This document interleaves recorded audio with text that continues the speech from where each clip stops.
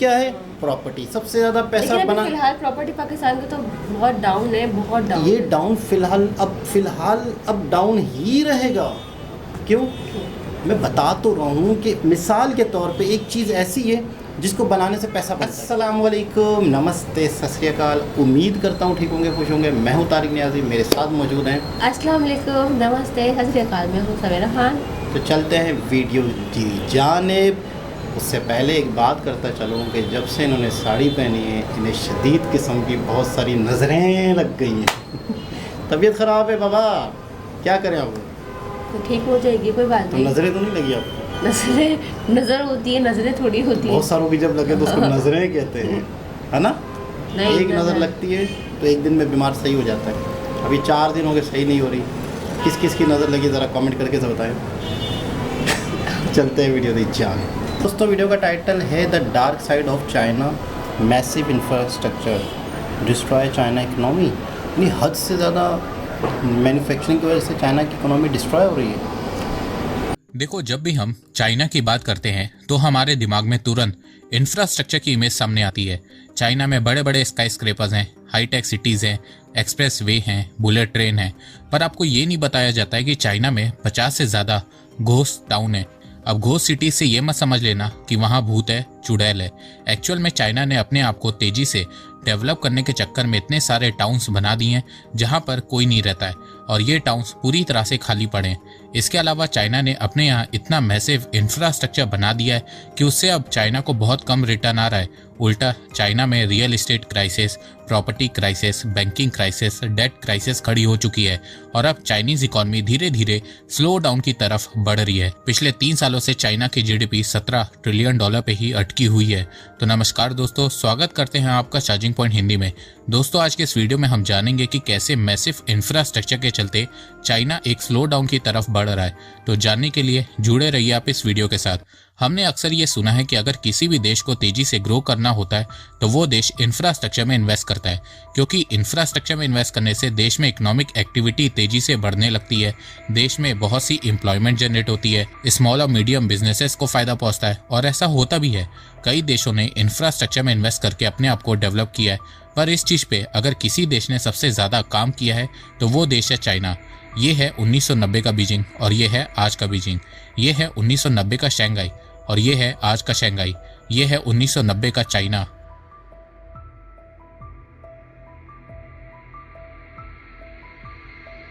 और ये है आज का चाइना।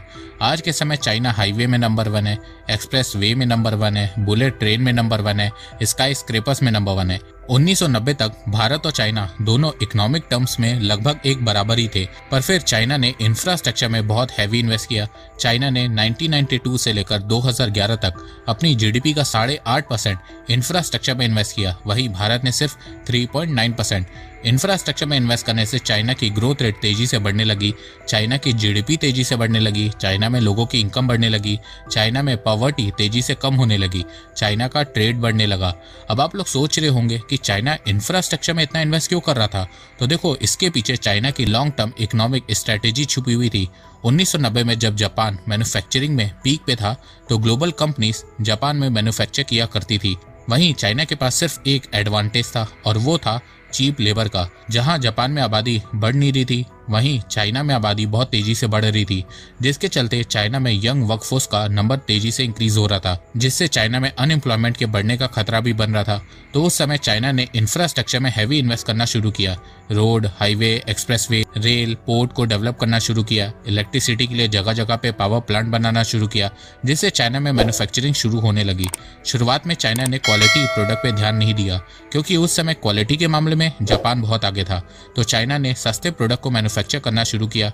ग्लोबल कंपनीज को इन्विटेशन दिया कि वो अपने सस्ते प्रोडक्ट को चाइना में बनाना शुरू करे और इस प्लानिंग में चाइना सक्सेसफुल भी हो गया। चाइना में इन्वेस्टमेंट आनी शुरू हुई, ग्लोबल कंपनीज चाइना में मैन्युफैक्चरिंग प्लांट खोलने लगी और फिर धीरे धीरे चाइना एक मैन्युफैक्चरिंग हब बनने लगा। 2010-11 तक चाइना के साथ सब कुछ बहुत अच्छा चल रहा था, पर कहते हैं ना कि किसी भी चीज का ओवरडोज खतरनाक होता है। वही चाइना के साथ हुआ है। चाइना अपनी इकोनॉमिक ग्रोथ को बढ़ाने के चक्कर में इतना ज्यादा इंफ्रास्ट्रक्चर डेवलप करने लगा कि उसे एहसास ही नहीं हुआ कि वो एक बबल में फंसता जा रहा है। देखो, चाइना ने इंफ्रास्ट्रक्चर में इन्वेस्ट तो बहुत किया, पर प्लानिंग करने में चाइना चूक गया। चाइना ने पूरे देश में रोड बनाई, जो कि बहुत अच्छी बात है, पर चाइना में 90 से 95% लोग ईस्ट साइड हान चाइना में रहते हैं। अब प्रॉब्लम यहाँ पे ये आई है कि चाइना की 2/3 रोड लो यूज है, जहाँ पे एवरेज शॉर्टफॉल 41.2% है। मतलब 100 लोगों को उस रोड पे ट्रेवल करना चाहिए, पर कर सिर्फ 59 लोग रहे हैं। वहीं चाइना के ईस्ट साइड में जो 1/3 रोड है, वहाँ पे लोग बहुत ज़्यादा ट्रेवल कर रहे हैं, जिससे उन रोड पे कंजेशन बढ़ रहा है, जिससे एवरेज ट्रैफिक सरप्लस 61.4% है। मतलब रोड बनाई गई है 100 लोगों के लिए, पर ट्रैवल 161 लोग कर रहे हैं। इसके अलावा चाइना में 2009 में बुलेट ट्रेन शुरू हुई थी, जो बहुत सक्सेसफुल हुई। तो ये देख के चाइना ने बिना सोचे समझे पूरे देश में बुलेट ट्रेन चलाना शुरू किया, जिसके चलते चाइनीज रेलवेज लॉस में जाने लगी। चाइना की मेजर इकोनॉमिक सिटीज जैसे कि बीजिंग, शंघाई, शेंजन में बुलेट ट्रेन प्रॉफिटेबल थी, पर बहुत सी सिटीज में लॉस में जाने लगी, क्योंकि वहां पे चाइनीज लोग बुलेट ट्रेन से ट्रैवल करना अफोर्ड ही नहीं कर पा रहे थे। चाइना ने बिना दिमाग लगाए पूरे चाइना में बुलेट ट्रेन फैलाना शुरू कर दिया, जिसके चलते चाइनीज रेलवे इस समय $1 ट्रिलियन लॉस और डेट में है। इसके अलावा अब चाइना में इंफ्रास्ट्रक्चर कॉस्ट भी तेजी से बढ़ रही है। चाइना में इंफ्रास्ट्रक्चर कॉस्ट एस्टिमेटेड कॉस्ट से 30% ज्यादा हो चुकी है। इसके अलावा 2008 में जब ग्लोबल इकोनॉमिक क्राइसिस आई थी, तब उससे चाइना इफेक्ट नहीं हुआ था। वो इसलिए क्योंकि चाइना ने रियल एस्टेट में हैवी इन्वेस्ट करना शुरू कर दिया था। रियल एस्टेट कंपनीज को बहुत सारा कर्ज दिया, जिसके बाद रियल एस्टेट कंपनीज चाइना में हाउस, टाउन, कॉमर्शियल प्रॉपर्टी बनाने लगी, जिससे चाइना में इकोनॉमिक एक्टिविटी बनी रही। जहां 2008 में दुनिया भर के देश इकोनॉमिक क्राइसिस की लपेट में आ गए थे, वहीं चाइना 10% से ग्रो कर रहा था। पर 2016 आते आते चाइना का ये मूव उन्हीं पे भारी पड़ने लगा। रियल एस्टेट कंपनीज ने कर्ज लेके जो हाउस और कॉमर्शियल प्रॉपर्टी बनाई थी, वो प्रॉपर्टीज बिक ही नहीं रही थी, क्योंकि प्रॉपर्टीज की प्राइस आम चाइनीज लोगों की इनकम से बहुत ज्यादा थी। इसी के चलते 2016 तक चाइना के बहुत से टाउन घोस्ट टाउन बनने लगे। कहा जाता है कि आज के समय चाइना में इतने फ्लैट खाली पड़े कि उनमें आराम से 6 से 10 करोड़ लोगों को बसाया जा सकता है। और यहीं से शुरुआत होती है चाइना के रियल एस्टेट क्राइसिस की। 2022 में एक एक करके चाइना की बड़ी बड़ी रियल एस्टेट कंपनी कर्ज के चलते डिफॉल्ट होने लगी, जिसके चलते चाइना में प्रॉपर्टी के दाम गिरने लगे। जैसे कि आप इस फिगर में देख सकते हैं कि 2022 से चाइना में property investment, property sales, property fund raise में 10 से 25% की गिरावट देखने को मिल रही है। और चाइना के लिए बैड न्यूज ये है कि ये गिरावट 2023-24 में भी चालू है। रियल एस्टेट क्राइसिस से चाइनीज बैंक बुरी तरह से फंस गए हैं। बैंक्स ने जिन कंपनीज को लोन दिया है वो बैंकरप्ट हो गई हैं। इसके अलावा जिन लोगों को होम लोन दिया है वो लोग EMI नहीं पे कर रहे हैं। चाइनीज लोगों का कहना है कि जब उन्होंने लोन लेके प्रॉपर्टी ली थी, तब उस समय प्रॉपर्टी के दाम बहुत ज्यादा थे। आज के समय प्रॉपर्टी की वैल्यू 30 से 40% गिर गई है। तो जब वैल्यू ही कम हो गई है तो लोन रीपे करने का क्या फायदा।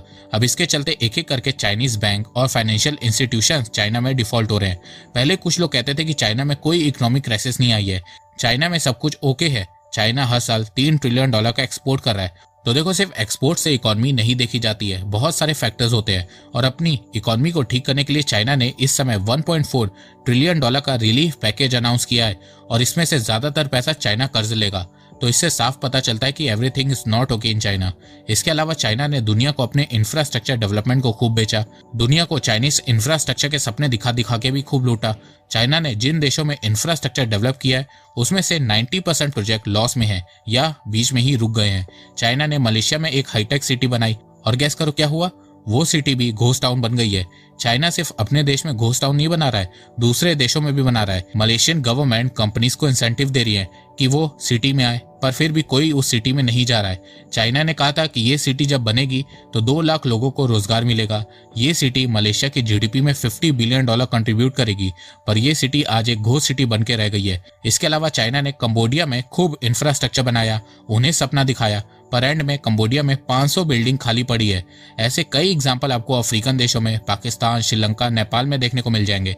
चाइना ने इन देशों में बेल्ट एंड रोड प्रोजेक्ट के चलते कई सारे इंफ्रा प्रोजेक्ट बनाए हैं, पर 90% वो प्रोजेक्ट फेल साबित हुए हैं। और अब चाइना का बेल्ट एंड रोड इनिशिएटिव भी फेल हो चुका है, जिससे चाइना का डेट बढ़ता जा रहा है। तो ओवरऑल देखा जाए, चाइना के मैसिव इंफ्रास्ट्रक्चर डेवलपमेंट अब चाइना की ही बैंड बजा रहा है। और बहुत से इकोनॉमिस्ट का मानना है कि चाइना का डाउनफॉल स्टार्ट हो गया है और चाइना एक इकोनॉमिक स्लोडाउन की तरफ तेजी से बढ़ रहा है। इस स्लोडाउन से चाइना की ग्रोथ रेट थम जाएगी। जो चाइना तेजी से ग्रो करता था वो फ्यूचर में नहीं कर पाएगा। चाइना की इकोनॉमिक प्रॉब्लम्स को देख के कुछ इकोनॉमिस्ट को लग रहा है कि चाइना आने वाले समय में नेक्स्ट जापान बनने वाला है। जापान की तरह चाइना की भी आबादी तेजी से गिर रही है। चाइना में भी लोग तेजी से बूढ़े हो रहे हैं। चाइना की फर्टिलिटी रेट जापान की तरह गिर रही है। इसके अलावा USA में डोनाल्ड ट्रंप वापस आ चुके हैं और वो चाइना पे हैवी टैरिफ इम्पोज करने वाले हैं, तो चाइना का फ्यूचर भी अच्छा नहीं होने वाला है। पर देखो, भारत के लिए ये अच्छी बात है। 1990 में जो हाल जापान का था, वो हाल इस समय चाइना का हो रहा है और अब भारत चाइना की जगह ले रहा है। भारत के पास इस समय बहुत बड़ी चीप यंग वर्कफोर्स है। साथ में इस समय यूएस, यूरोप की कंपनीज चाइना का अल्टरनेटिव ढूंढ रही हैं और उन्हें भारत में वो पोटेंशियल दिख रहा है।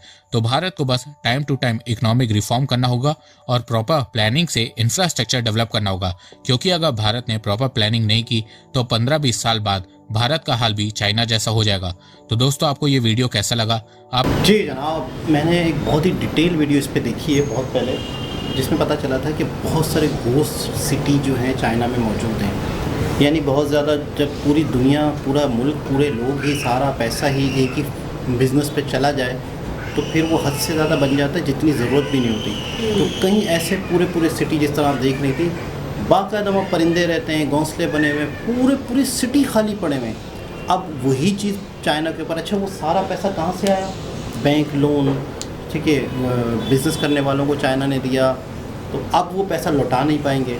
तो ये एक बहुत बड़ा डाउनफॉल चाइना के लिए। और चाइना का एक दूसरा डाउनफॉल आबादी वाला जो बताया गया कि चाइना में पाबंदी लगा दी थी एक बच्चे की, तो एकदम से जो लोग थे वो बूढ़े हुए, तो नीचे यंग जनरेशन नहीं आई।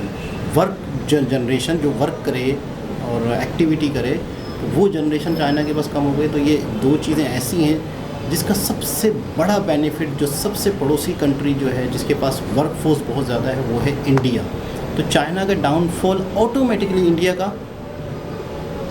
तरक्की। चाइना, जितनी भी बड़ी कंपनियां हैं, जितने भी लोग हैं, वो चाइना को छोड़ के इंडिया की तरफ आ रहे हैं रियल इस्टेट का। और आपको पता है ये चीज़ पाकिस्तान में भी कहते हैं आने वाली है, क्योंकि इस वक्त पाकिस्तान में भी तकरीबन लोग इसी चीज़ पे पैसा लगाना ज़्यादा सेफ समझ रहे हैं। लेकिन जब सारा ही पैसा इस पे लगेगा, चीज़ें बनाने में नहीं लगेगा। हाँ, तो ज़्यादातर लोग यही, मैंने भी ये सुना कि सबसे ज़्यादा सेफ बिजनेस क्या है? प्रॉपर्टी। सबसे ज़्यादा पैसा बना। फिलहाल प्रॉपर्टी पाकिस्तान का तो बहुत डाउन है, बहुत डाउन। ये डाउन फिलहाल अब डाउन ही रहेगा। क्यों? मैं बता तो रहा हूँ कि मिसाल के तौर पे एक चीज़ ऐसी है जिसको बनाने से पैसा बनता है, तो दूसरा बंदा क्या करेगा? वही काम। तीसरा बंदा क्या करेगा? वही काम। कोई उसमें ही घुस गया, तो उसमें ही घुस गया, ठीक है। फिर उसके बाद क्या हुआ? क्या उस चीज़ की इतनी ज़रूरत है? ये भी बंदा सोचे कि क्या एक तरफ आवाम के पास परचेजिंग पावर क्यों नहीं है? इनकम नहीं है, पैसा नहीं तो है। आप एक चीज़ बना रहे हो, घर, सोसाइटियाँ, क्या आवाम भी इतनी ताकतवर हो रही है? क्या दूसरी चीज़ें भी, मैन्युफैक्चरिंग भी हमारे यहाँ है, ट्रेड भी है? क्या हमारे यहाँ इतनी अच्छी जॉबें हैं कि लोग सेविंग करके अच्छी होगी तो ही तो आप देखो, एक तरफ आप बिल्डिंगें, घर, दूसरी तरफ आवाम, इनकम आपकी इतनी सी और बिल्डिंग्स आप अच्छा इतना बना रहे हो, ज़्यादा बना रहे हो, फिर मज़ीद बनाए जा रहे हो, फिर मज़ीद बनाए जा रहे हो। आबादी का रेशो क्या है, लोगों की परचेजिंग पावर क्या है, वो सारी चीज़ें कैलकुलेट करके एक बिज़नेस होता है। अब जब तक इसमें पैसा चल आता रहा, लोगों के माइंड में यही था कि यही बेहतर बिजनेस है। अब डाउनफॉल पाकिस्तान में भी शुरू हो गया है और अब बहुत सारे ऐसे इलाके, जैसे बहरिया टाउन बताते हैं, बहुत सारी जगह खाली पड़ी हैं, बहुत सारे सिटी में तो बहुत ही सन्नाटा है, बहुत ज़्यादा। DHA सिटी की कुछ बताते हैं, वहाँ पे भी कुछ है। तो कहने का मतलब ये है कि अब देर हो गई है, जिसने कमा लिया। पहले बहुत पैसा था प्रॉपर्टी में, लेकिन अब तो फिलहाल बिल्कुल। और चाइना की अच्छा, मैंने जब चाइना से देखा, मुझे 6 महीने पहले, साल पहले पता चल गया था कि पाकिस्तान का बुरा हाल होना है। तो हम दूसरे कंट्रीज़ के मॉडल से सीखते क्यों नहीं है कि जब आप हद से ज़्यादा एक चीज़ करते हो तो आपका डाउनफॉल आना है। क्योंकि आप एक चीज़ मटेरियल बनाए जा रहे हो, ज़रूरत है या नहीं है, बिक उतनी तेज़ी से है या नहीं रही है। लेकिन लोगों को ये था कि साल बाद, 2 साल बाद, 6 साल बाद भी प्रॉफिट दे जाता है। तो अल्लाह के बंदे, एक वक्त ऐसा आएगा कि आपने हद से ज़्यादा बना लिया, आपने एक्स्ट्रा ऑर्डिनरी बना लिया, जितनी ज़रूरत है नहीं, परचेजिंग पावर है नहीं, आवाम का मयार ज़िंदगी, आवाम खाने को नहीं है, वो घर कहाँ से ख़रीदे? इस वक्त 90% आवाम पाकिस्तान की या कराची की 90% आवाम बहरिया टाउन नहीं जा सकती, गरीब लोग हैं। 10% के लिए आपने पूरा शहर बना लिया, तो फिर रोएंगे आप। तो खैर, बहुत ज़बरदस्त वीडियो थी, बहुत ही ज़बरदस्त। दोबारा किसी और के साथ आपसे मुलाकात होती है, जब तक के लिए